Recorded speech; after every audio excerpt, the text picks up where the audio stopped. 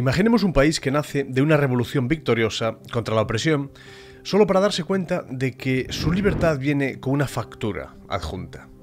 En 1804, Haití se convierte en la primera república liderada por antiguos esclavos tras derrotar al Imperio Napoleónico. Pero apenas unos años después, Francia le impone a la joven nación una deuda imposible: 150 millones de francos como compensación por las plantaciones y los esclavos liberados.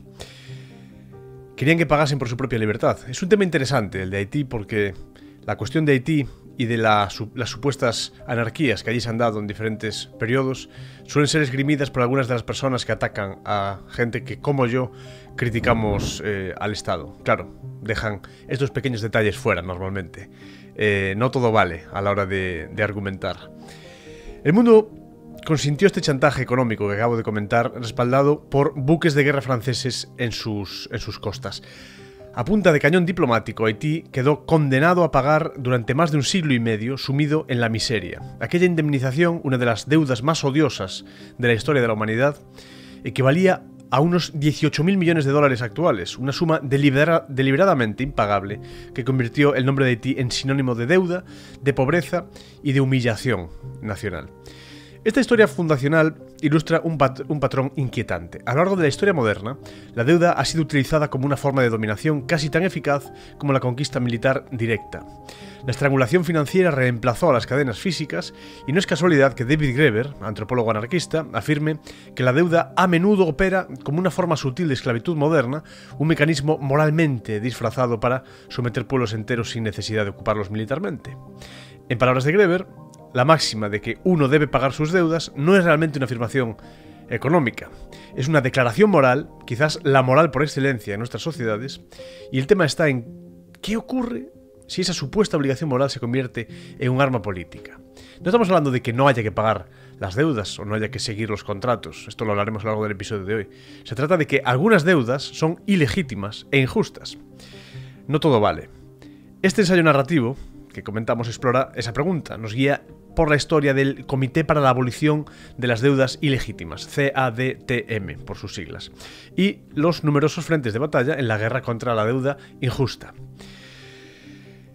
Quiero que hoy me acompañéis en un recorrido de unos, 60, 70 minutos, ya veremos, en el que vamos a intentar desgranar el origen del CADTM, sus luchas emblemáticas y el contexto filosófico-político que las sustenta. Veremos cómo la deuda externa ha sido utilizada por potencias e instituciones financieras internacionales como herramientas de control geopolítico, cómo se entrelaza todo esto con la emisión monetaria, el poder militar y la manipulación de los mercados, y cómo ha servido para subyugar especialmente a naciones de lo que se denomina hoy en día el sur global, con ejemplos que van desde dictadores satélite endeudados hasta guerras financiadas por el crédito, pasando por la extorsión económica del Fondo Monetario Internacional y el Banco Mundial.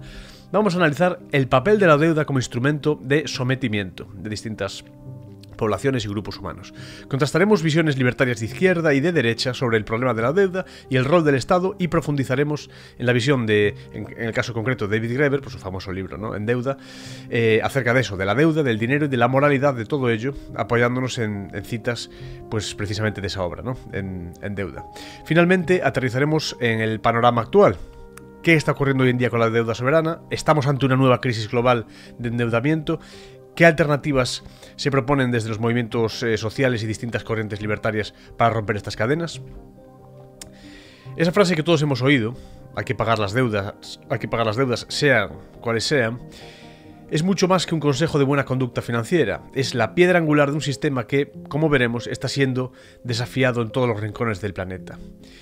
Si esas deudas son ilegítimas, repetimos aquí, es probable que no haya que pagarlas y que haya que luchar contra quienes las reclaman. Hola, soy Andrés Caramés y esta es la 40ª de, esperemos, muchas sesiones en las que intentaremos sencillamente aportar ideas, lecturas, referencias, análisis de actualidad de la sociedad y de la cultura, con el fin de entender el mundo y, con humildad, intentar encontrar formas de hacer de él un lugar un poco mejor. Vamos allá.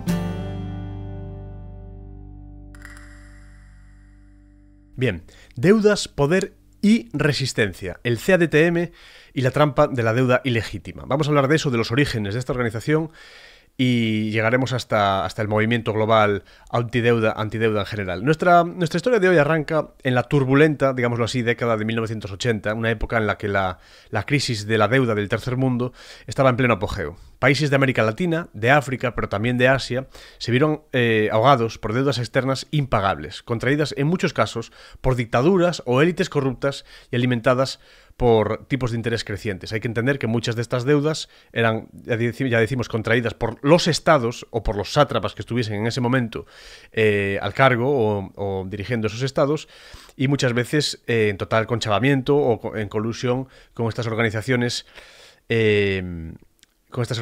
que teóricamente prestarían este dinero y contra las cuales se contraería esta deuda, para que después la paguen pues los de siempre, la población, ¿no? Los de abajo. Bien, en 1982 México declara una moratoria que marcó el inicio de la década perdida latinoamericana. Mientras tanto, activistas, intelectuales y economistas críticos empezaban a organizarse para denunciar la injusticia de esa carga financiera. Entre ellos estaba el profesor belga Eric Toussaint, quien presenció de primera mano los estragos de la deuda tanto en el sur global, que llamamos hoy en día, como en la propia ciudad de Lieja, en Bélgica, que en los 80 acumuló deudas municipales insostenibles. Digamos que tenía varios temas cercanos este profesor. El Comité para la Anulación de la Deuda del Tercer Mundo, el CADTM por sus siglas originales en francés, germinó en ese caldo de cultivo. Su acta fundacional tiene incluso una fecha simbólica, ya no solo por la cuestión alemana, algo que tiene que ver con un muro que había por allí, sino por otros temas. 1989, bicentenario de la Revolución Francesa. A modo de prólogo revolucionario, una coalición de activistas en Francia lanzó ese año el llamamiento de la Bastilla, demandando la cancelación de la deuda de los países del tercer mundo. Intelectuales como el escritor Gilles Perrault y militantes de la Liga Comunista Revolucionaria, la LCR, impulsaron esta campaña bajo el eslogan en criollo Ça fat comme si. Ya basta así, el dialecto antillano. Disculpad mi francés, que no es una de las lenguas que yo maneje. Y lo hacían protestando contra la cumbre del G7 en París, precisamente en ese año, en el 89. Aquella iniciativa marcó una tendencia. Por primera vez, la abolición de la deuda injusta se ponía en el centro de una movilización masiva, con conciertos multitudinarios y manifestaciones que atraían a decenas de miles de personas. Se puso en el foco, ¿no? El llamamiento de la Bastilla pasó a ser el texto fundacional de la CADTM en Bélgica. Cabe destacar, ahora mientras está empezando este episodio, que el hecho de que este tipo de cosas lo proclamen unas organizaciones u otras no quiere decir necesariamente que nosotros nos alineemos con todo lo que puedan defender esas organizaciones. Del mismo modo que, por ejemplo, cuando cito a David Graeber, no quiere decir que yo esté de acuerdo con todo lo que él comenta, ¿no? Todo lo que se menciona aquí, la mayor parte de las veces tiene una intención informativa, y aquello que yo pueda, digamos, defender o respaldar tendrán que ser solo cosas que yo diga, digamos, de motu propio, que sean mi propia voz, no por yo citar a otras personas quiere decir que yo esté de acuerdo con todo lo que estas dicen, o por citar a determinadas organizaciones, ¿no? Lo mismo. Lo digo, aunque esto parezca obvio, porque hay mucha gente a la que le cuesta entender esto. Parece que cualquier cosa que cites, cualquier persona que menciones, está totalmente alineada con tus intereses, tus creencias y tus aproximaciones intelectuales. No es así. Fue ya en el 1990, cuando Eric Toussaint y otros activistas crearon formalmente el CADTM en la ciudad de Lieja, en Bélgica. Y este profesor Toussaint, el que mencioné, que era historiador, politólogo y un veterano de la izquierda que ellos llaman izquierda anticapitalista, se convirtió en su primer presidente. Desde el principio, el comité tuvo una vocación claramente internacionalista y un objetivo específico: luchar por la cancelación de las deudas consideradas ilegítimas, insostenibles o contraídas en condiciones abusivas en el llamado Tercer Mundo. Como explica la biografía de Toussaint, aquel pequeño comité pronto se transformó en una red internacional presente en una treintena de países de cuatro continentes. El nombre original, en francés Comité por la Anulación, bueno, eso, en francés, aludía a la deuda del Tercer Mundo, pero que con el tiempo acabó evolucionando el nombre desde de las tierras del mundo hasta la abolición de las deudas ilegítimas, para enfatizar el carácter injusto de las deudas que combate, ese pequeño cambio que hubo en el nombre. Esa ampliación de la sigla CADTM refleja un aprendizaje que esta gente empezaba a tener. No se trata solo de cancelar las deudas por ser impagables, por ser imposibles, sino de cuestionar la propia legitimidad de deudas que nacen de la corrupción, de dictaduras, de esa prevalencia estatal que tanto criticamos a veces aquí, y la imposición externa o la usura institucionalizada. Bien, ¿quiénes integran esta organización y cómo se organiza? Desde los 90 hasta hoy, la organización ha funcionado como una red horizontal, digamos, de distintos colectivos y miembros individuales, con fuerte énfasis en la participación del sur global y de grupos del sur global. Su sede histórica está en Bélgica, pero existen pues, secciones activas en, digamos, grupos... secciones activas de grupos aliados en países pues, tan diversos como Francia, Marruecos, Malí, India, Argentina, Haití, etc. Actualmente esta organización cuenta con 2 secretariados, uno francófono y otro hispanohablante en América Latina, y coordina campañas a través de conferencias, de publicaciones, de encuentros globales, etc. Hay militantes destacados, además de Toussaint, que incluyen pues, a Damien Millet, a africanos como Fatima Mama Khalil en Mali, entre muchos otros. La red engloba ONGs de desarrollo, movimientos sociales de base, sindicatos, grupos de investigación y todo esto. Hay que tener en cuenta que todas estas organizaciones, muchas de las cosas, aunque puedan defender cosas que nos puedan a lo mejor parecer legítimas, ya lo veremos, ya lo estudiaremos, muchas de las formas que tiene esta gente a veces de... querer solucionarlas, o muchas de las propuestas políticas que se hacen para solucionarlas, pues resultan, ya lo he comentado aquí en otras ocasiones, probablemente en que sea peor el remedio que la enfermedad. O aunque no sea peor el remedio que la enfermedad, pues muchas veces es una especie de apósito, una especie de tirita que no va a la raíz del problema y no arranca el problema de raíz, que para nosotros no es ni más ni menos que la propia prevalencia de los estados y de sus amigos y de su capacidad para imponer todas estas cosas, ¿no? Bien, ¿qué estrategia tiene esta gente? Ellos optaron por una estrategia de doble vía, una incidencia pública y movilización ciudadana, más que una, digamos, negociación a puerta cerrada con grandes perfiles y tal. En lugar de hacer, digamos, un lobby discreto a los gobiernos, priorizaron crear, digamos, conciencia y presión desde abajo, se podría decir. La prioridad absoluta sería fortalecer las actividades de base antes que el cabildeo, el conchabeo, el hablar con políticos y todo eso. Eso es lo que decía Toussaint, al menos. Bien, esto no quiere decir que el CADTM no dialogue con autoridades y todo eso al parecer lo hacen a menudo, pero sí que intentan apoyarse pues, en movimientos sociales, bla, bla. Bueno, eso es lo que dicen, ¿no? Auditorías ciudadanas y tal. En definitiva, nace una pequeña chispa idealista en Lieja, se empieza a liar con movimientos pues, de la índole de los que ya he ido mencionando y tal, y se ha convertido pues, en una especie de red global de activismo contra la deuda. Ya veremos, como insisto, si las maneras de conseguir esto son legítimas o no, precisamente, ¿no? La palabra que estamos utilizando hoy, lo de la legitimidad. Bien. Vamos a hablar de el ir de la posibilidad de ese otro mundo es posible a la acción directa, ¿no? Vamos a hablar del papel de esta organización en estos movimientos sociales que comentamos. Para entender la relevancia de esta organización hay que situarla dentro de lo que son las luchas sociales y las campañas de justicia económica global de las últimas décadas. Pese a ese nombre técnico que tiene, la batalla contra la deuda ilegítima es una parte integral de un amplio frente de combate contra el orden financiero internacional. De hecho, el CADTM fue cofundador el Foro Social Mundial del Porto Alegre en Brasil en 2001, ese espacio emblemático donde activistas de todo el mundo proclamaron que otro mundo era posible. También contribuyó a la creación de ATTAC, Asociación por la Tasación de las Transacciones Financieras para la Ayuda al Ciudadano, en Bélgica en el 99, reforzando la convergencia entre las luchas contra la deuda y otras causas hermanas, como la justicia fiscal o el control democrático de la economía. Aquí empezamos a ver ya los colores de algunas de las gentes que se empiezan a imbricar por ahí. Este es el problema, ¿no? de estas cosas, que muchas veces hay luchas que son legítimas y que tienen un trasfondo interesante, pero que acaban siendo muchas veces colonizadas por organizaciones que ninguna intención tienen de acabar verdaderamente con la coerción y con el poder de verdad, que es el poder de quienes tienen la fuerza y la capacidad de ejercer esa fuerza.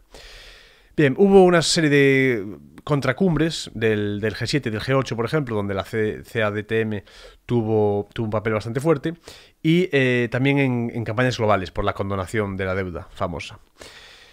Bien, por ejemplo, tuvo un rol destacado esta organización en la protesta de 50 años es suficiente contra el FMI y el Banco Mundial, coincidiendo con el 50 aniversario de Bretton Woods, También fue coorganizador del gran encuentro del 96 en Lyon llamado Las otras voces del planeta, una especie de contracumbre paralela a la reunión del G7, en la que se elaboró una declaración final contundente pidiendo la cancelación de la deuda del sur global. La CADTM aportó un análisis y contenido a esa declaración y también financió la instalación permanente del centro de coordinación de esa contracumbre de Lyon. Todo esto tiene que ver con la financiación de ese tipo de ejercicios y de despliegues. Bien, por no seguir mareando mucho la perdiz con esta organización, tuvieron relación con el movimiento zapatista en México desde el 94, estuvieron presentes en manifestaciones antiglobalización en Seattle del 99, Genoma 2001, formaron parte de redes como Jubileo Sur, que agrupa movimientos de África, Asia y Latinoamérica con una postura como más radical, digamos, incluyendo la exigencia de auditorías y repudios unilaterales. También trabajaron con organizaciones como Survie en Francia, Afrodad, en campañas de la llamada África francesa o África francófona y sobre todo tratando el tema de la deuda postcolonial en África. ¿Qué más os puedo contar de esta gente? Un hito también fue la Comisión de la Auditoría Integral por el Crédito Público en el Ecuador, 2007, establecida por el señor, por no decir otra cosa, Rafael Correa. Tusán allí participó activamente también. Bueno, así auditorías, encuentros, cosas... Bien, pero el problema está, como digo, en la manera que han tenido esta organización de atacar esta cuestión. Si os hablo de esta organización hoy así un poco por extenso y estamos comentándolo y tal, es porque ha habido bastantes personas que me han propuesto este tema. Cada vez que os pregunto así de vez en cuando qué temas os gustaría que tocase y a quién querríais que mencionase, pues esta era una de esas organizaciones, entonces pues esa es una de las razones por las que os lo traigo por aquí. Bien, en todo caso, esta CADTM ha servido como agitador de conciencias, catalizador de ciertas campañas y como una especie también como de aliado, digamos, técnico, estratégico, pues de gobiernos y de movimientos que ponen empeño, digamos, en desafiar ese dogma de la sacrosanta deuda. Muchos de sus novios y novias, digamos, de esta organización, muchas de las personas que colaboran con ellos y organizaciones que colaboran con ellos son bastante dudosos, lo tengo que decir así. Hay gente que dice que todo vale o que el enemigo de tu enemigo es tu amigo. Bueno, eso ya entra dentro de cada uno el valorarlo. Lo que sí es cierto es que hay algunas de estas alianzas que tienen que ver con una lucha legítima, como es la de los territorios, las poblaciones que están endeudadas y a las cuales se les ha convencido de que tienen que pagar esa deuda. Se mezcla esa legitimidad con cosas que son inaceptables y que además no harían más que prorrogar o desplazar o modificar ligeramente el problema sin llegar a disiparlo ni a tomarlo de raíz. Ya lo dije muchas veces. Bien, la deuda como arma de dominación. Estados, Fondo Monetario Internacional y la geopolítica del endeudamiento. ¿Por qué insisten estas organizaciones y muchos otros movimientos en que ciertas deudas son ilegítimas? La respuesta nos lleva al meollo político del asunto. Durante el último medio siglo, la deuda externa y en general el endeudamiento público se ha utilizado sistemáticamente como una herramienta de control sobre países y sobre pueblos, pero sobre todo sobre los ciudadanos, sobre la gente de a pie. No me gusta mucho ese término ciudadanos, ya sabéis. Lejos de ser un simple problema técnico o económico, la crisis de la deuda ha sido para muchos países una suerte como de neocolonialismo financiero y una suerte de abuso por parte de las élites, de una manera muy clara. Vamos a ver cómo operan estas dinámicas combinando el poder de los estados, poder militar y manipulación geopolítica. Primero está el papel de las grandes instituciones financieras internacionales, principalmente el FMI y el Banco Mundial, y de los gobiernos de las potencias acreedoras. Tras la crisis de los 80, el FMI y el Banco Mundial imponen programas de ajuste estructural en decenas de países endeudados. Bien, claro, cuando la gente protesta contra estas cosas, suele hablar de es que hay medidas de austeridad, es que hay privatizaciones masivas, bla, bla. Como refiriéndose a que es una pena que el Estado no pueda defenderse de esa especie de deudas, pero que el Estado siga existiendo y se siga endeudando en parte y que siga robándole el dinero a la gente. Es como si no se quisiese atajar el problema de raíz.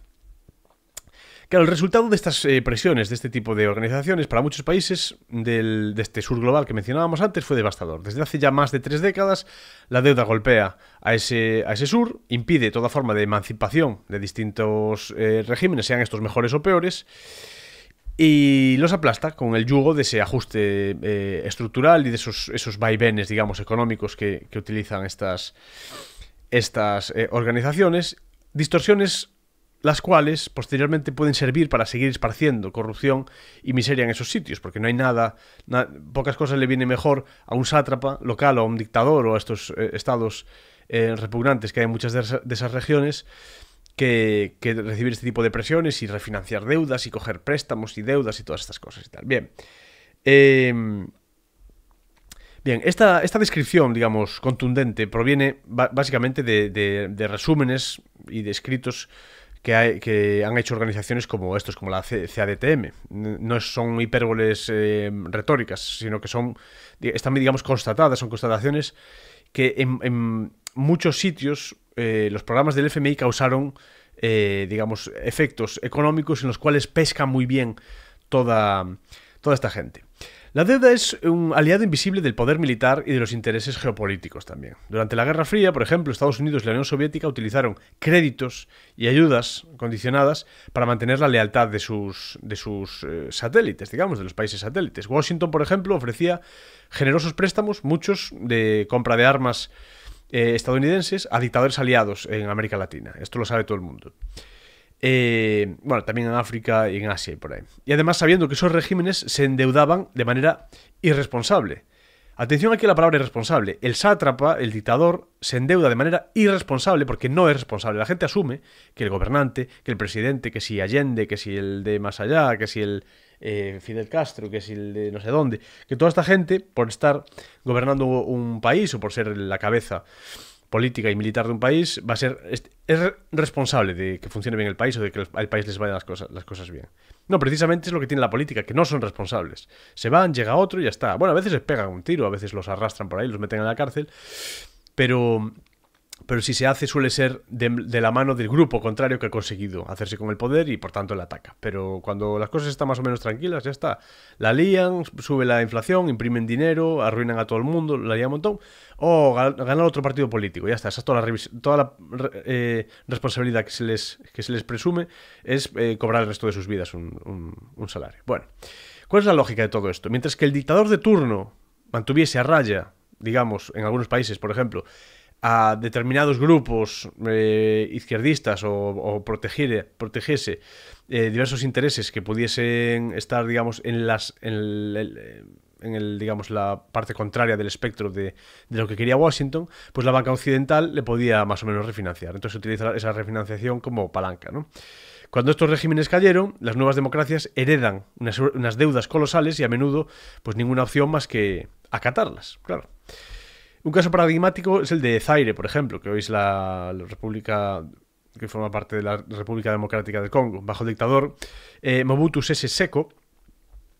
Claro, apoyado por Occidente durante más de 30 años, Mobutu lo que hace es saquear las arcas del país, como hacen todos estos dictadores, y acumuló miles de millones en cuentas personales en otros sitios. Bien, mientras tanto, Zaire contrajo deuda tras deuda tras deuda tras deuda, supuestamente para desarrollo de esas zonas. Esta es la trampa, esta es la venta repugnante moral que se le hace a Occidente permanentemente. Ay, tenéis que mandar dinero, ayudar a tal sitio, ayudar a este país en África y no sé qué. Que terminaban en gran parte pues desviadas, ¿no? Francia, Bélgica, Estados Unidos y el propio FMI siguen financiando todo eso casi hasta el final, aún sabiendo que todo eso se estaba haciendo mal. No es aún sabiendo, es precisamente sabiendo, muchas veces. Bien, cuando este tío es derrocado en el 97, el Congo se encuentra con una deuda impagable y la economía en ruinas. ¿Qué se hace con todo eso? Claro. Organizaciones civiles locales, organizaciones internacionales y tal, clamaban, ponían el grito en el cielo y tal, porque era una deuda odiosa, contraída por un régimen corrupto para su beneficio, y el de sus patrocinadores, el de sus amigos, el de sus colegas y tal. Y por tanto, pues moralmente no era exigible al pueblo congoleño. Este es el problema de que hablo siempre del colectivismo. Claro, ahora de repente se le exige al pueblo congoleño. ¿Qué es el pueblo? ¿Quién es el pueblo congoleño? ¿Qué es eso? Todos los congoleños, todos menos uno, todos más uno, el primo, el que tiene dos nacionalidades, el que acaba de morir ya no pagó, cobra lo mismo el que vivió 66 años que el que vivió 105, los hijos se quedan. ¿Qué es todo esto de las deudas? ¿Qué es todo esto de los congoleños, los españoles, los franceses? Hay que irse quitando estas ideas de la cabeza, porque estas aproximaciones colectivistas y tan abstractas solo ayudan pues eso, a las personas que se sirven de la estadística para controlar a las poblaciones. Hay muchas historias similares. Por ejemplo, la dictadura militar argentina entre el 76 y el 83 quintuplicó la deuda externa del país en pocos años, pero lo saben bien cuando hacen estas cosas.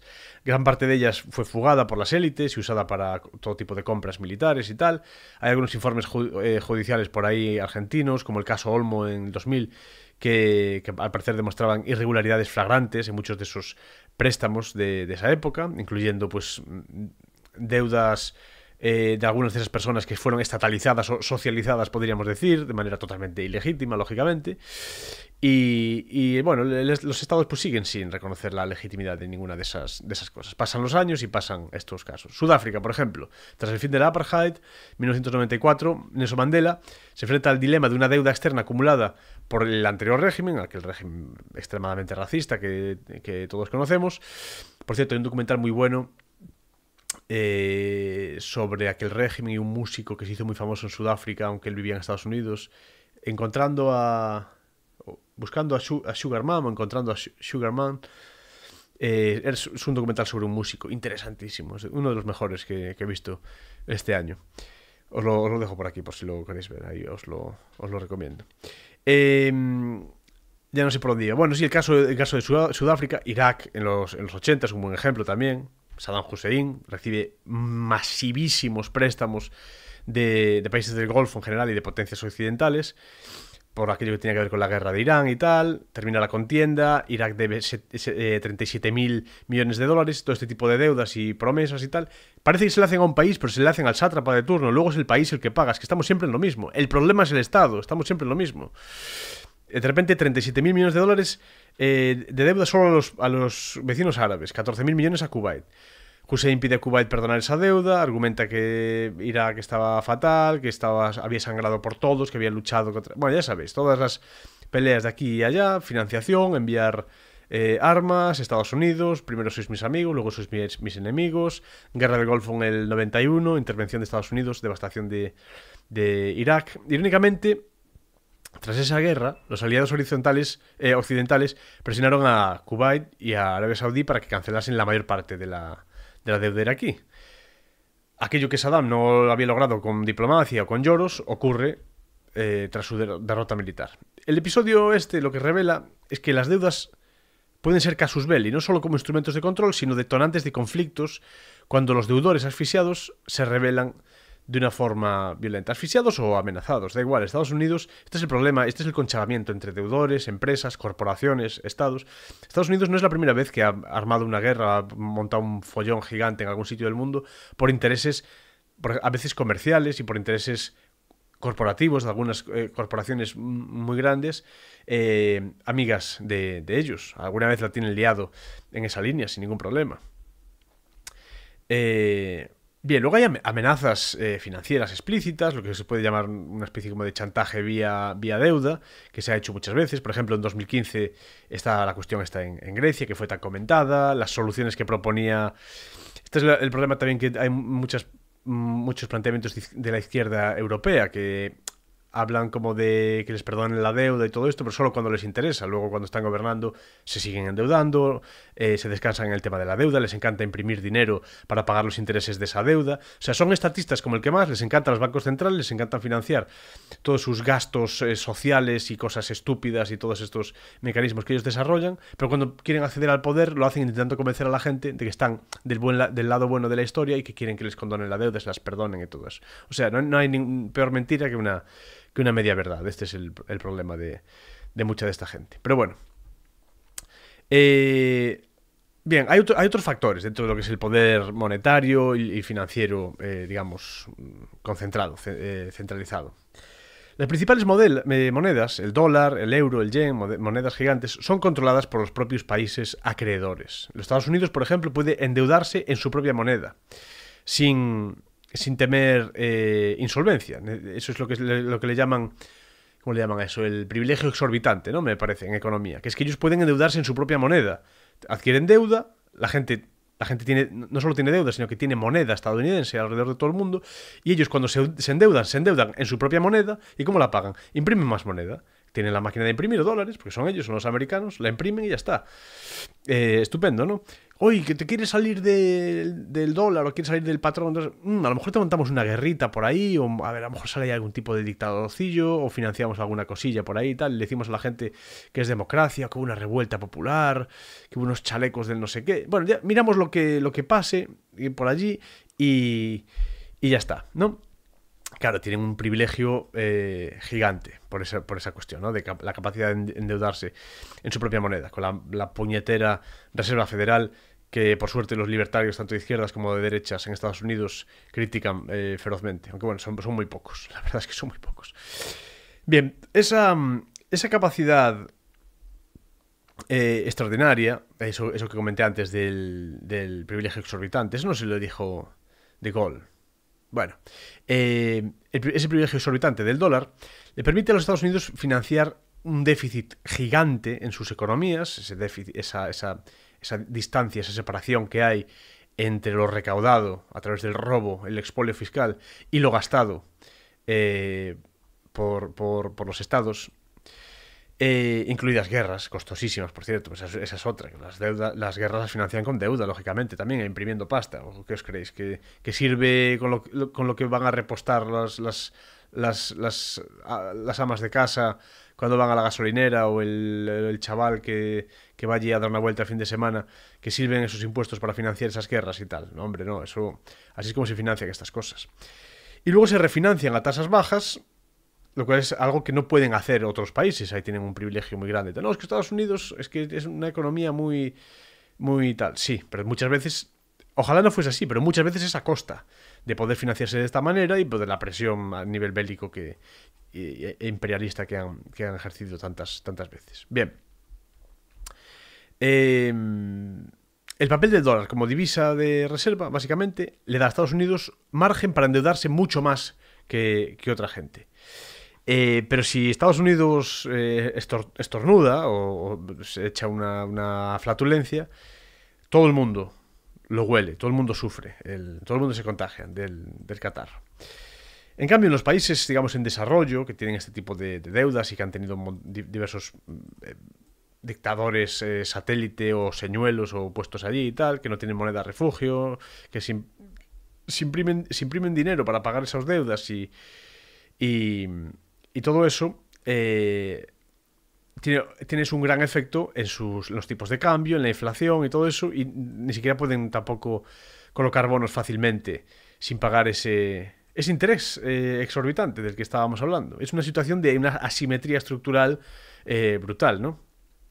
Los jefes se endeudan barato en su propia divisa, y los pobres, digamos, o los que han tenido otros problemas, se endeudan bastante más caro y en divisa ajena. Por eso en las crisis globales, pues muchas veces se ven explosiones de la deuda pública en muchos países ricos para estimular economías, porque pueden, porque yo lo valgo, ¿no? Y hay otros sitios donde eso pues no lo puedan hacer. Yo no digo que esté bien que se haga eso, me parece horrible que se endeude, que los países se endeuden, que emitan moneda, que todo eso. Ya sabéis cuál es mi posición frente al Estado, es bastante radical, un ataque radical en el sentido etimológico, un ataque de raíz, desde abajo, de no pasarle ni una. Pero dadas como están las cosas, ¿no? Siendo el mundo como es, pues es todavía más injusto que algunos puedan hacerlo y otros no. O sea, hay una distorsión, hay un privilegio todavía, hay un privilegio que va todavía más allá, ¿no? En este caso. Bien, ¿qué más casos tengo por aquí que pueda comentar? Bueno, hay un caso curioso que podemos citar, el de Islandia, que en 2008 o 2009 permitió la quiebra de sus bancos, de algunos y mediante una especie de referéndum se negó a garantizar deudas privadas que hubiesen endeudado a generaciones y generaciones y generaciones. Y pese a una especie de catastrofismo inicial, pues se acabaron recuperando más o menos de manera más o menos rápida. No es un caso que conozca a la perfección, ni mucho menos, pero es interesante el contraste que hubo en la manera de llevar ese caso y, por ejemplo, que se vivió aquí en España cuando fue el tema que de los rescates a los bancos y todo esto. A mí me hace mucha gracia la gente que trata a la banca como si fuese una especie de ente privado que está en manos como de inversores así que están como en su casa uno a uno, tal, como si fuera una cosa súper libre, tal, cuando es un brazo más del Estado totalmente intervenido, se conocen todos, que si los Botín, que si los Botán, que si el BBVA, que si el tal, ya, cada vez hay menos bancos, creo que hay 8 ya solo en España, no sé si hay 7 y siguen ahora el BBVA va a comprar, ¿cómo es? El BBVA va a comprar Sabadell, si no me equivoco, no sé. Bueno, se están juntando todos, hay unas colusiones ahí repugnantes y una tendencia monopolística muy grande que tiene que ver con las propias regulaciones y con que esta gente se lo lleva todo crudo y el Estado está ahí para ayudarles. No se daría nada de eso si no fuese por las prevalencias estatales y por ese poder político que comentamos siempre. Pero esto, si estáis escuchando este programa, ya lo sabéis de sobra. Bien, venga, voy a avanzar un poco, que si no me dan las uvas, como siempre. En la sección siguiente vamos a profundizar precisamente en toda la dimensión moral de este tema y vamos a explorar cómo pensadores libertarios, tanto de izquierda como de derecha, se han cuestionado la legitimidad de la deuda en general, bueno, de este tipo de deudas ilegítimas especialmente, y el papel del Estado en todo este entramado. Antes de esto voy a hacer un pequeño inciso, porque cuando se tocan estos temas, pues hay mucha gente que cae en la desolación y dice, ay, claro, es que, bueno, pues son los diagnósticos, es entender un poco cómo funciona el mundo, la cuestión de la deuda, no sabía esto de Haití, esto es muy grave, y aquí también hacen esto, nos endeudamos y luego imprimen dinero para pagar esa misma deuda, ellos quedan bien, pero los que pagamos el pato somos nosotros, que ahora están más caros los productos en el supermercado y bla, bla. ¿Qué hacemos para arreglar esto y tal? Bueno, se me piden, ¿no?, soluciones, se me escriben mucho todos los meses. Ay, ¿y cuál es la solución? ¿Qué podemos hacer? ¿Por dónde tiramos? ¿A quién voto? A veces se me dice incluso. Y digo, yo no voto, o sea, que en ese sentido no te puedo ayudar. Yo no puedo dar, ni puedo ni debo dar soluciones cerradas, porque eso sería caer en el mismo esquema de dependencia que critico. Eso lo digo así, ¿no? Lo digo siempre. Lo que sí puedo hacer es trabajar en desarrollar ideas, en plasmarlas en documentos trabajados con mi equipo, trabajarlas gráficamente también y explicarlas de la mejor manera posible. Eso sí puedo hacerlo. Entonces, si accedéis a mi plataforma Entre Líneas, ahora vais a encontrar guías prácticas sobre todos estos temas que abordo aquí, en el podcast y en el resto de vídeos de mi plataforma. Guías muy elaboradas, gráficamente agradables, que las cosas tienen que entrar por los ojos también, para pues, que luego recordemos esa información, que recordemos esos distintos apartados y podamos aprender pues de una manera, digamos, más eficiente. Desgraciadamente estamos muy ocupados hoy en día, tenemos poco tiempo, la energía es limitada también y eso no puede evitar que sigamos aprendiendo. Además encontraréis también ejemplos reales, ideas que ya están en marcha, cosas que está haciendo la gente por ahí y sobre todo pues un cambio de enfoques distintos y materiales distintos. Si queréis echarle un ojo, entrad en andrescarames.com y suscribíos. Ya os digo, básicamente es una guía a la semana con el mejor contenido para abrir los ojos y de vez en cuando pues subo lecturas sobre los libros que a mí más me han marcado, algunas herramientas y tal, ¿vale?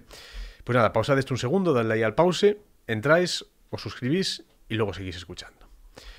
Venga, seguimos. Vamos a hablar un poco de la deuda, del dinero y del componente moral de esto, desde la visión, digamos, de David Graeber, que fue una de las personas que le dedicó más tiempo, o al menos que tiene más prevalencia en lo que tiene que ver con la cuestión esta de la deuda. En 2011 Graeber publica En Deuda, una historia alternativa de la economía, que es un libro monumental que replantea todo lo que creemos saber sobre el dinero, sobre la historia del dinero y las obligaciones financieras. Hace un planteamiento bastante de raíz de todo esto.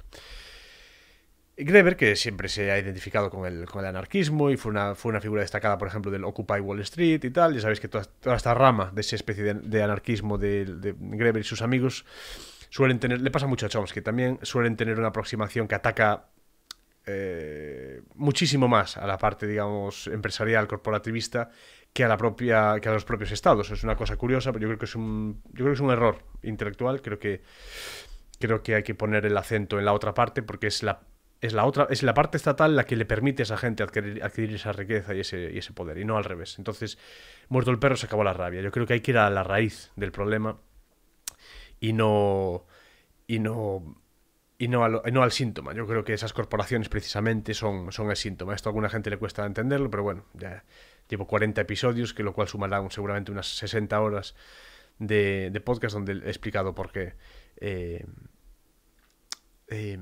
de manera extensa. En todo caso, interesante siempre leer a esta gente, y tienen estudios muy importantes, muy interesantes sobre lo antropológico, histórico y tal, ¿eh? O sea, no es ninguna crítica que haga que no podemos leer a esta gente, no, gente potente, interesante, y en concreto Greber, que desde aquí, que en paz descanse. Bien, pues este señor parte de una observación, digamos, provocadora. La deuda no es simplemente un asunto económico, que muchas veces se habla solo de la parte económica, sino que sobre todo es un asunto moral y político. Desde la antigüedad hay relaciones de deuda que se han expresado siempre con el lenguaje de la moralidad. Aquí podríamos mencionar a Nietzsche también perfectamente, pero bueno, no lo vamos a hacer porque cada vez que se menciona a Nietzsche uno se pasa 4 horas hablando. Pero sí que palabras como culpa, deber, redención, etcétera, tienen raíces financieras, digamos, en diferentes idiomas, y se han utilizado para justificar luego desigualdades de esas que nos dan tanto asco, desigualdades que tienen orígenes políticos, ¿no? Y tienen un carácter extremo muchas veces. Es una especie de paso del mundo material financiero al paso moral, una especie como de fenómeno de vasos comunicantes que no deberían darse desde mi punto de vista.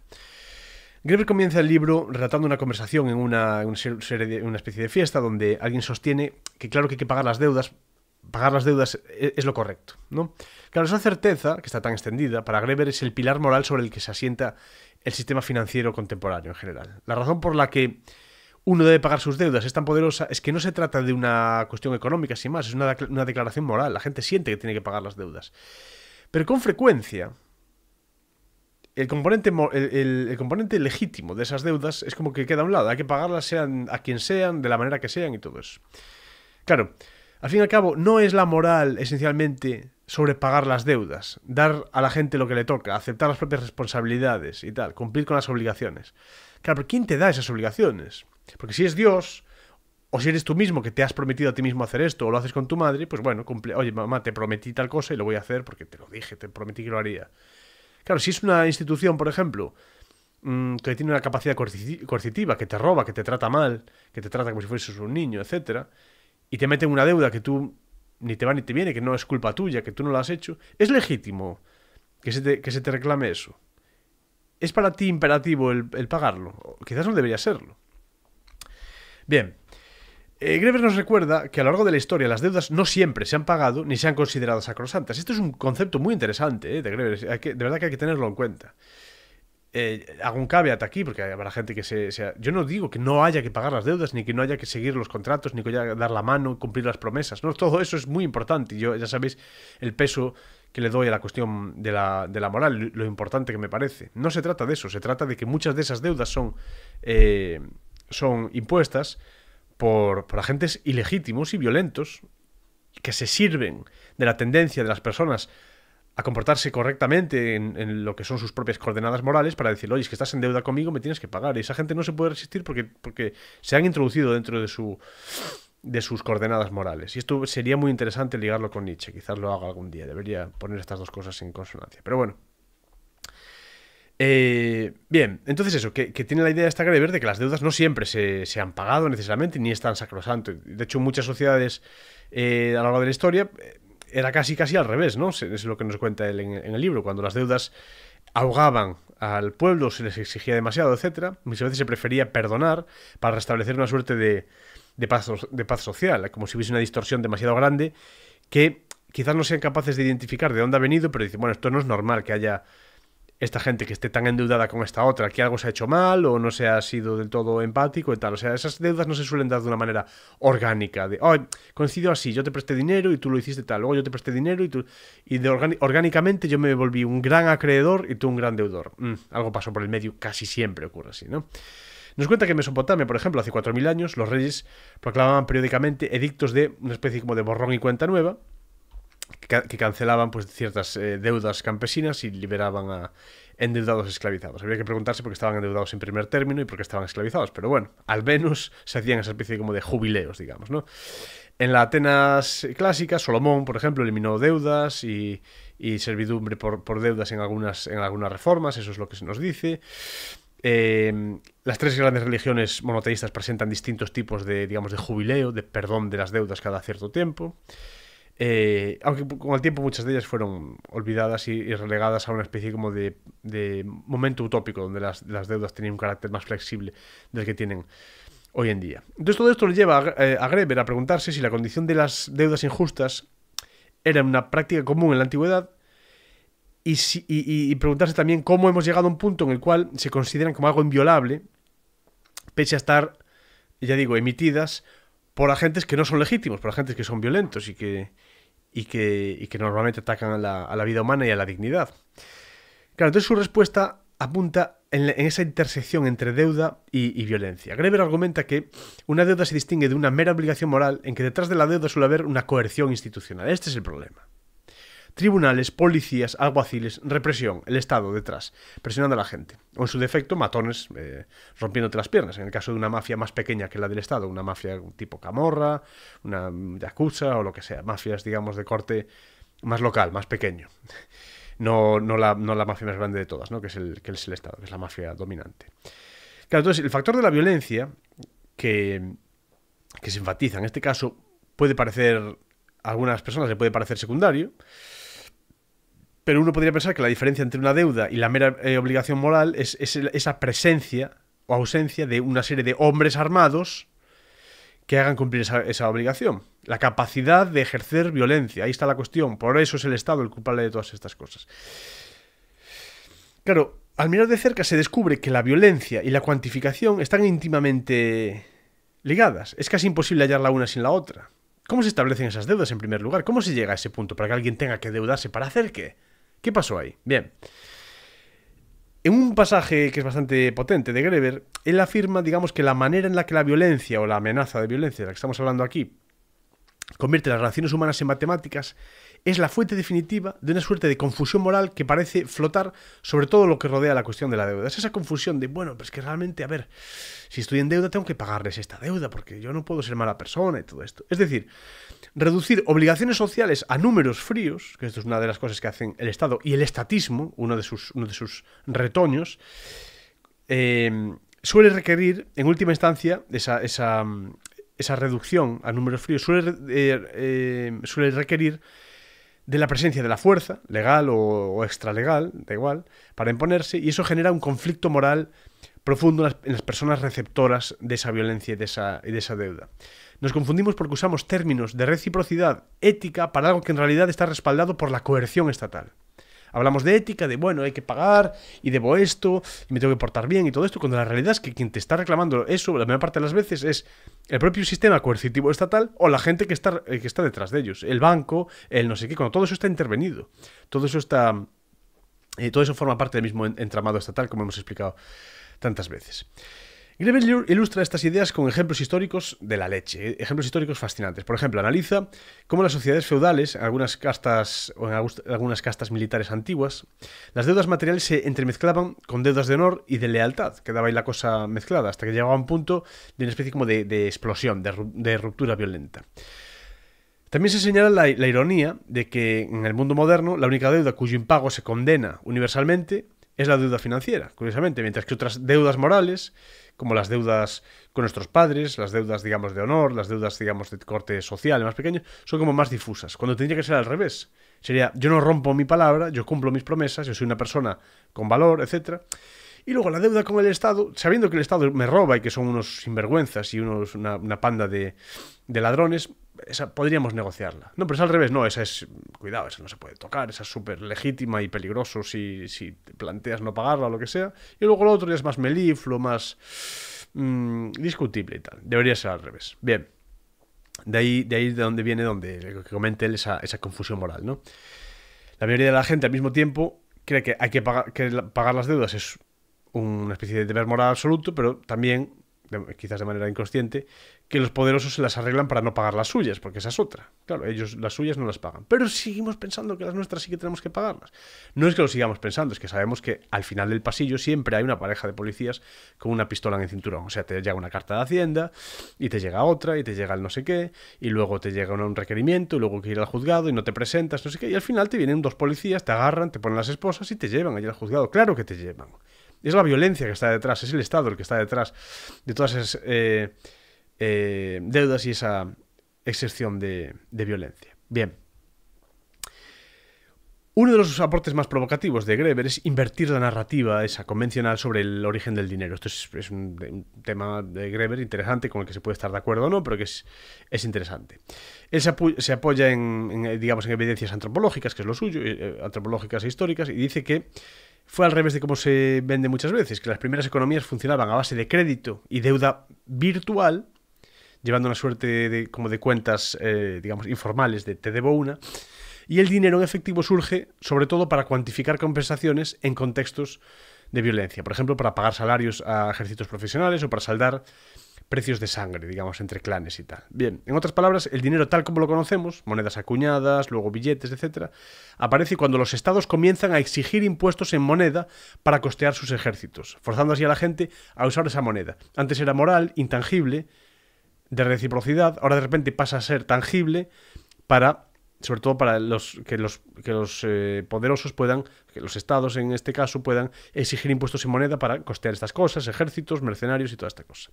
Es un argumento complejo que expone Greber, ¿no? O sea, primero viene la conquista o la amenaza de violencia y luego el establecimiento de una deuda a través de impuestos y tributos y la emisión de moneda para pagarla y finalmente la circulación monetaria en la economía civil, lo cual, si os fijáis, establece una suerte de círculo vicioso de la violencia y de la guerra, bastante misterioso y asqueroso. ¿Os dais cuenta? Peligro ahí. Bien. Esto es un contraintuitivo, pero hay que pensar en que en el caso concreto, por ejemplo, de las colonias africanas, ¿no? Los imperios europeos impusieron inputs en moneda a poblaciones que vivían en economías que se podríamos considerar hoy en día de subsistencia, de tal manera que las personas tuvieron que trabajar forzosamente para obtener moneda, por ejemplo, en minas o plantaciones de colonos, con el fin de pagar el impuesto colonial, que es lo mismo que se hacía en la época feudal. Esto lo he explicado ya otras veces. Es decir, gente, me da igual, en Europa Central o incluso en algunas regiones en la península ibérica o donde sea. Economía de subsistencia, una aldea normal, tranquila, con sus cerdos, gallinas, su cosa. Están allí viviendo. No quiere decir que estuviesen viviendo de lujo, pero estarían viviendo bien. De repente el señor feudal dice, no, es que me tienes que pagar en oro. Y dice el tipo, si yo no tengo oro. Ah, pues vende algo. Tienes que vender tus gallinas o tu tiempo, o comerciar, o hacer algo. O véndeme tu tiempo, trabaja para mí. Pero es que yo no te quiero pagar ninguna moneda. Tú me tienes que pagar el 10%, porque tal. Pero es que yo no tengo moneda, solo tengo gallinas y huevos y tal. Bueno, pues entonces, trabaja mis tierras, un 10% de tu tiempo, o lo que sea. Y así yo te doy unas monedas y con esas monedas me pagas. Así de una manera muy simplificada, pero es básicamente cómo funcionan estas cuestiones. Una especie de esclavitud parcial que se establece de esta manera tan repugnante, ¿no? Por eso los impuestos y el hecho de tener que meterse en esa moneda, o sea, es como lo que ocurre hoy en día. Los estados te obligan a utilizar la moneda de curso forzoso, por eso se llama así, que además hoy en día son monedas de confianza, monedas fiat, que no tienen ningún respaldo más allá que la confianza en el propio sistema financiero trucho este que tenemos y en que ellos sigan imprimiendo dinero, etc. O sea, estás pillado por todas partes. O sea, eres de todo menos libre, que la gente se deje de historias. Bueno, venga, que me voy por las ramas. Entonces, ese viejo truco se ha implementado muchas veces. Dice, oye, págame con impuestos y tal. Trabaja forzosamente para obtener moneda con la cual pagarme esos mismos impuestos. ¿Qué moneda? La mía. Ah, bueno, pues genial. O oro, ¿no? Lo que sea. Bien. Trabaja mis minas, trabaja mis plantaciones para coger monedas que luego con esas monedas me puedas pagar impuestos.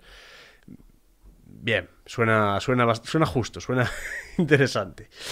Bien. Seguimos un poco. Es que yo creo que nos vamos ya casi a la hora, madre mía. Bueno, voy a avanzar un poquito. Greber en deuda, lee del libro. No voy a tirar más del libro por aquí porque es un libro muy conocido y nada, hay que leer a todo el mundo y enterarse de estas cosas. Vamos a hablar rápidamente un poquito de distintas visiones libertarias frente a la cuestión de la deuda y de la insumisión con lo que tiene que ver con el Estado y tal.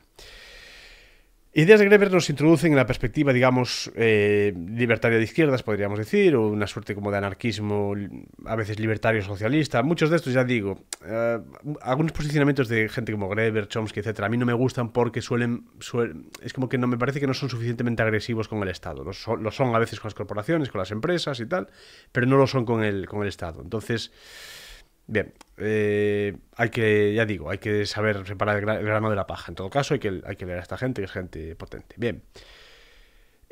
Curiosamente, desde otros sectores del espectro libertario, digamos, de corrientes libertarios de derechas o libertarios, digamos, anarcocapitalistas, surgen críticas feroces también a la deuda pública, aunque por motivos distintos, podríamos decir. Vale la pena explorar brevemente ambas visiones. Libertarios de izquierdas, aquí hay muchos nombres. Hay libertarios en Estados Unidos, por ejemplo, que es muy interesante, libertarios de izquierdas, que se podría decir que son libertarios pro libre mercado anticapitalistas, libertarios del libre mercado anticapitalistas, que esto es interesante, y ellos se consideran más de izquierdas, aunque son bastante amigos de los libertarios capitalistas o de los anarcocapitalistas.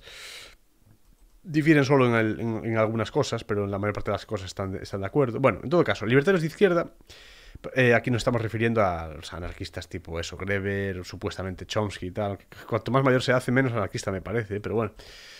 Para esta corriente, la deuda es, ante todo, una herramienta de dominación de las élites, para ellos, sobre todo corporativas o económicas. Las estatales, para Greber también, ojo, no estoy metiéndome con Greber, para él también, pero se centra mucho en las élites económicas. Ya digo, herramienta de dominación sobre la gente común. Ven al Estado moderno en connivencia con los grandes bancos y tal, como una especie de garante de un sistema donde los poderosos presentan con usura y los débiles pagan con sufrimiento. Y desde esa óptica, pues bueno, las instituciones como el FMI, el Banco Mundial, etcétera, pues son una especie de herederas del colonialismo, imponen servidumbre por deuda en países enteros, y esto nosotros podemos estar bastante de acuerdo con toda esa cuestión. Por eso hay una propuesta de insumisión financiera que a mí en principio me parece bastante bien. Es un tema que hay que estudiar, son temas amplios y complejos, pero a mí me parece bien, porque es cierto que esos fondos son una especie como de... digamos, de fondo, esas instituciones son instituciones satélites de organismos, digamos, de corte multinacional o internacional, supranacional, vamos a decirlo así, como la Unión Europea o la ONU, todas esas basuras de organizaciones, y que lo que hacen es ejercer presión sobre estos otros sitios y, bueno, básicamente tener la gente presionada, pagando impuestos o trabajando gratis o teniendo mano de obra barata, muchas de estas cosas que se hacen de esa manera. Si hubiese cosas de esas que se hiciesen de manera, ya digo, libre u orgánica, no tendríamos nada que decir, pero no es así, no es ese el caso. Bien, entonces, pues nada, mantienen una posición, digamos, ética intransigente con todo eso, desde el activismo, ¿no? La vida y la dignidad lo primero, y ya los banqueros, los estados y las corporaciones ya llegan después. Bien, luego está la parte que se podría denominar libertarios de derechas, más de corte minarquista quizás, o anarcocapitalista, todo el tema de, pues, estos libertarios, liberales, libertarios. En Norteamérica hay muchos también, toda la cuestión de Mises, ¿no? Mises.org y toda esta organización, todas estas organizaciones y tal. Sorprendentemente comparten con los anteriores muchas cosas, sobre todo la idea de que la deuda pública es inmoral y peligrosa, pero muchas veces por razones diferentes, ¿no?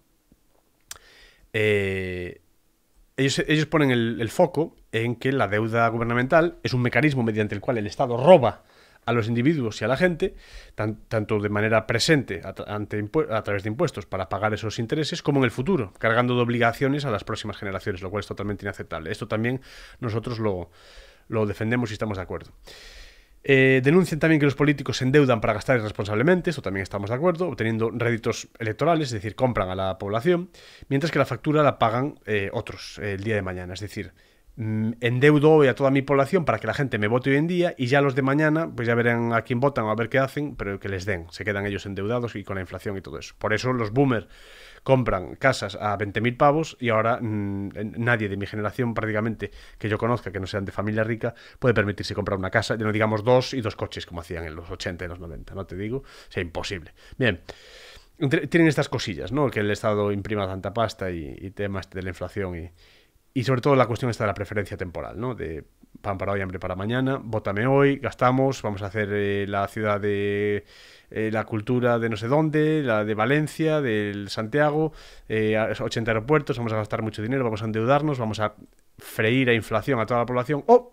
Vaya, el aceite vale 9 euros y las casas valen 6 veces más de lo que valían cuando éramos jóvenes. ¡Ah, qué pena! Bueno, mientras tanto hemos gobernado tranquilamente, no pasa nada. Seguimos, bici eléctrica, venga, seguimos. Bien, también esta gente, esta gente de corte minarquista, narcocapitalista, critican a los bancos centrales por imprimir moneda para financiar deuda, lógicamente, se ve como una especie de impuesto encubierto vía inflación, que erosiona el ahorro de los ciudadanos y desincentiva el ahorro, haciendo que gasten en la actualidad, lo cual teóricamente para gente de corte keynesiano y tal, pues estimula la economía, es una cosa buena y tal. Hay que ser idiota o hay que tener gusto por digamos, hacerse trampas al solitario, hacerse trampas uno mismo cuando está jugando uno solo con sus cartas para comprar ese tipo de cosas, ¿no? Como si fuese magia, como si el valor de las cosas pudiese imprimirse o decretarse, ¿no? Es totalmente un pensamiento mágico bastante peligroso. Uno de los argumentos más contundentes con todo esto lo formuló, como no, Murray Rothbard, uno de los padres de la doctrina, digamos, anarcocapitalista. En el ensayo donde habla del caso a favor del repudio de la deuda pública, Rothbard sostiene que la deuda pública no tiene la misma legitimidad que una deuda privada, ya que los contratos de deuda del Estado implican prometer el dinero ajeno, el de los robados, o sea, el de los contribuyentes, sin su consentimiento expreso. En palabras de Rothbard, cuando el gobierno, podríamos decirlo así, la idea de Rothbard es la de que cuando el gobierno toma el dinero prestado, no compromete su propio dinero. El gobierno no compromete su vida, no compromete nada, ni fortuna, ni honor, ni nada. Compromete la nuestra. Esa es la cuestión. No compromete su vida, compromete la de los contribuyentes. Ningún ciudadano firmó realmente ese contrato, ni esa deuda, ni nada, y los políticos esencialmente dijeron a los prestamistas: préstenos ahora y prométanos que el pueblo, los contribuyentes, pagarán después.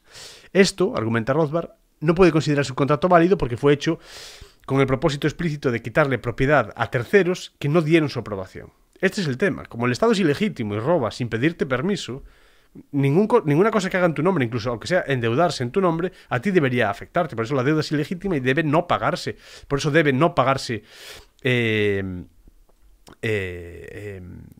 impuestos, y por eso es un acto moral y virtuoso todo tipo de evasión fiscal y todo lo que tenga que ver con eso, para no pagar este tipo de dispendios y para no pagar guerras, ni misiles, ni ejércitos, ni balas que vayan a matar a inocentes, ¿no? Por parte de estos grupos terroristas que son los estados. Por eso es tan importante hacer que el Estado se desfinancie y que tengan la menor cantidad de dinero posible. Es un acto moral.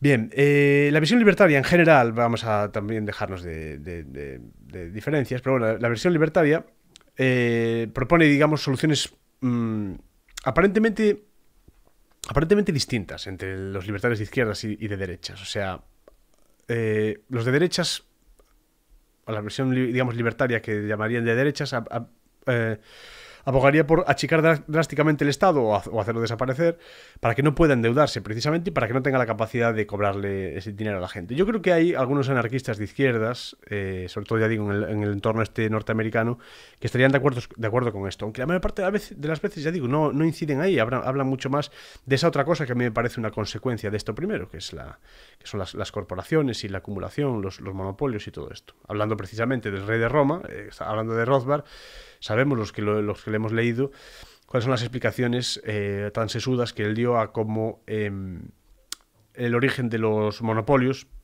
suele ser precisamente estatal, y de las prebendas estatales y de las ayudas distintas que ha recibido. En este sentido me gustaría también recomendar una vez más, lo hago siempre pero no me cansaré, recomendar la lectura también de James Scott, que explica perfectamente cómo fortunas como la de, por ejemplo, los Rockefeller nacen de todo tipo de ayudas, de prebendas que les ofrece el gobierno, de deducciones fiscales selectivas para librarles de la competencia, hacer que tuviesen un privilegio frente a las otras compañías emergentes, y así dotarles de un monopolio que acabó resultando en la mayor fortuna de la historia de la humanidad, para que luego ellos además acabasen reinvirtiéndola en estos interesantes sistemas educativos que ellos proponían. No sé si estáis al tanto de algunas cosas que financiaron ahí los Rockefeller que tienen que ver con la educación. Haré un vídeo al respecto pronto. Bien, venga, que si no, ¿qué estamos? Nos hemos pasado ya de la hora. Bueno, voy a ir finiquitando por aquí. ¿Qué más? Bueno, cuando fue todo lo que pasó en 2020, ya sabéis, no lo quiero mencionar para que no me flaguen el vídeo. Se hizo lo que se quiso y más a nivel de lo de la deuda, de imprimir pasta, de subvencionar a la gente, darle, ya digo, pan para hoy, hambre para mañana, redirigir todas esas, no solo esas inversiones y ese dinero impreso y toda esa inflación, no solo redirigir todo eso, sino que los propios intereses de la deuda van a alguna gente, eso no es que caigan en saco roto, eso va a algún sitio. Qué sorpresa sería para nosotros descubrir que los receptores de esos intereses, la gente que se enriquece en momentos de crisis, como eso, tienen ciertos vínculos con esos propios gobiernos que desarrollan esas políticas, ¿no? Si que al final son los mismos. Lo dije yo en algún vídeo, la gente me habló diciendo, me puso la piel de gallina cuando lo dijiste y tal. Pero lo repito, son ellos. Son los mismos, son ellos, es el mismo concepto, es contra ellos contra los que hay que ir en general. No, las empresas bien, Gas Natural, Iberdrola y Telefónica, eso bien, pero el gobierno mal. O decir, no, las empresas mal, Telefónica y Gas Natural y todo esto, pero el gobierno bien, hace falta un gobierno fuerte que las controle. No os enteráis de nada. Es lo mismo, es la misma gente, comen en los mismos restaurantes, se conocen, los hijos van a los mismos colegios internacionales, son ellos. A veces nos vamos enterando de una vez. Bien, seguramente falte tiempo para que veamos algo tan dramático como la abolición global de estas deudas internacionales tan injustas, pero bueno, hay ciertos movimientos, ciertas protestas, organizaciones como las que mencionamos al principio, que pueden tener, digamos, mejores o peores ideas para conseguir estas cosas, pero independientemente de cuáles sean las herramientas que creen que deben utilizar para conseguirlo, pues muchas veces sí hay intenciones que podremos decir legítimas. Habría que hablar con ellos y algún día, si Dios quiere, podré tener interlocutores dentro de algunas de esas organizaciones para ver qué es lo que realmente defienden y cuáles son las maneras de conseguirlo. Alguna vez me he enfrentado a conversaciones, digamos, con agentes. Me recuerdo una vez una conversación que tuve con un paisano que teóricamente era así también medio libertario, norteamericano, tenía una empresa de soluciones, digamos, verdes, podríamos decir así, o ecológicas, que tenían que ver con una visión, vamos a decir así, de mercado, de soluciones de mercado de corte verde o ecologista y tal. Y al hablar con él, lo que me explicó en qué consistía su empresa y qué es lo que quería hacer, y entonces le dije, o sea, me estás diciendo que tu meta es que el propio gobierno americano te acabe contratando a ti, dándote dinero para que tú le soluciones este problema. Y me dijo, sí. Y entonces dije, bueno, entonces ya poco hay ahí que hablar, ¿no? O sea, eres el primer interesado en que el propio gobierno te dé ese dinero para que tú le ofrezcas esa teórica solución, que tú mismo te preocuparás seguramente de que sea perenne para poder seguir recibiendo esa financiación del gobierno. Estarías comprado en ese caso. Bueno, no le sentó muy bien, pero porque yo creo que se dio cuenta de que lo que había visto es que muchas de esta gente que es pro empresa, pro economía, pro no sé qué, lo que quieren realmente es no que no haya gobierno, no que no haya un Estado, sino que lo haya, aunque sea pequeño, pero que les beneficie a ellos en concreto, porque son más inteligentes y mejores comerciantes que otros. Ese es el problema. Si se quiere atajar el problema, hay que atajarlo de raíz, de verdad, y no ser hipócritas y hacerlo a medias. Bien, pues nada. Entonces, vamos a recordar las palabras del jubileo, ¿no? De proclamar la libertad en la tierra para todos los habitantes, y ya ahora aquí en el siglo XXI, que ya no está tan de moda eso de los jubileos y todo eso. Vamos a recordar esa libertad, que podría traducirse como vamos a liberarnos de esas cadenas de la deuda injusta, que muchas veces tienen un peso muy grande sobre poblaciones que por su desarrollo y por distintos sátrapas muy, muy poderosos que han tenido encima, como son algunas naciones de lo que hoy en día denominamos el tercer mundo, pueden estar sufriendo. No nos olvidamos de esa gente tampoco, aunque no esté directamente en nuestro entorno y lógicamente no nos afecte de manera tan directa, pues no nos olvidamos de esas personas que también están sufriendo muchas veces por culpa de estas cosas. La lucha contra el Estado, contra la coerción y contra estos agentes violentos que nos roban y que nos oprimen, es una lucha total que engloba, por desgracia, hoy en día prácticamente toda la población mundial. Así que vamos a ello. Bien, y ahora como siempre vamos con nuestros agasajos culturales. La cita de hoy va a ser del propio libro de Greber, En deuda, ¿vale? Este fragmento dice: el mismo hecho de que no sepamos qué es la deuda, la propia flexibilidad del concepto, es la base de su poder. Si algo enseña la historia, es que no hay mejor manera de justificar relaciones basadas en la violencia para hacerlas parecer éticas que darles un nuevo marco en el lenguaje de la deuda, sobre todo porque inmediatamente hace parecer que es la víctima la que ha hecho algo mal. Los mañosos comprenden perfectamente esto, también los comandantes de los ejércitos invasores. Durante miles de años, los violentos han sabido convencer a sus víctimas de que les deben algo, como mínimo que les deben sus vidas, una frase hecha por no haberlos matado. Como mínimo que les deben sus vidas por no haberlos matado. Potente aquí Greber, estaba inspirado ese día. Bien, y en cuanto a la recomendación musical, vamos a recomendar Somebody to Love, de Queen. Alguien a quien amar. Somebody to Love. Con Queen hay varios problemas. Primero porque son muy conocidos y da igual la canción que selecciones, que casi todo el mundo la va a conocer y la va a haber escuchado muchas veces. Da igual porque son muy buenos, o sea que en ese sentido, aunque la hayamos escuchado muchas veces, la escuchamos una más y no nos pasa absolutamente nada. Os ponéis ahora Queen y ya está, aunque lo hayáis escuchado hoy al desayuno, no hay problema. El tema es que seguramente hay una parte de mi audiencia, de esos que me escriben por ahí, me mandan mensajes o correos de: Andrés, yo soy de 2005, no conozco esa película, esa canción y tal. Y yo digo, madre mía, 2005, claro. Claro, es que hay gente muy joven aquí, tengo escuchas de 18 años, de 20 años y cosas así. Bien, yo soy de 2005, no conozco esa película y tal. Y entonces habrá muchos de esos escuchas que ni siquiera escuchen Queen o no le den mucha caña. Bueno, tenéis que escuchar Queen. Vale, además de eso, el otro problema con Queen es que tienen ese síndrome que también tiene Metallica, por ejemplo, que diría yo que es mi grupo favorito, o que tiene ABBA, también, por ejemplo, que es que tienen como 30 canciones que no puedes no meter en una lista de temazos. Es decir, es de esos grupos para los cuales hacer un top 10 es una maldición. Porque tienes que dejar fuera a 20 canciones increíbles. Es uno de esos grupos que tienen muchísimas. Bien. En fin, nada que añadir. Es que no os voy a decir nada. A veces hago un pequeño análisis de las canciones, de la estructura, de la instrumentación, de cómo, del solo, de la utilización de la guitarra, de la percusión, de si es un ritmo simple, complejo, no sé. Lo mejor es escucharla. Somebody to Love, Queen. Os dejo con ella y espero que la disfrutéis. Pues bien, hasta aquí el episodio de hoy. Si queréis profundizar más en estos temas y en el pensamiento crítico en general, con distintos enfoques, pues insisto, uníos a Entre Líneas. Es una plataforma donde comparto documentos exclusivos, guías filosóficas, lecturas comentadas y recursos para pues entrenar el pensamiento crítico y, ya digo, tener estos enfoques distintos. La parte de las lecturas también es muy interesante porque menciono los libros que más me han marcado y que más me han enseñado y que más me han ayudado a, digamos, a llenar mi pequeña caja de herramientas intelectual para enfrentarme a este tipo de temas. Tenéis toda la información en andrescarames.com, ¿vale? Pues nada, espero que hayáis disfrutado este episodio y, como siempre, os animo a suscribiros, dejad vuestros comentarios en la caja de comentarios y compartid este programa con quienes penséis que puedan encontrarlo interesante. Muchas gracias por acompañarme una semana más en este intento de entender el mundo. Hasta la próxima.